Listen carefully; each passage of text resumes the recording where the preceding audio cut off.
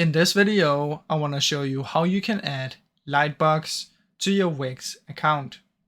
Now to do this, guys, you want to select your site, click on Design Site, and once you're on the site right here, what you need to do is click Add Elements. Inside of Add Elements, we want to look for the Lightbox. So let's just quickly look around. It should be somewhere in here, interactive, and then you should see the light boxes right here. Then you can simply select one of these that you want and it will be put on. So let's choose this one, and then you can set triggers if you want to right here, or you can press manage and you will be able to see them out here. So that's basically how it works, guys. I really hope you enjoyed this short video.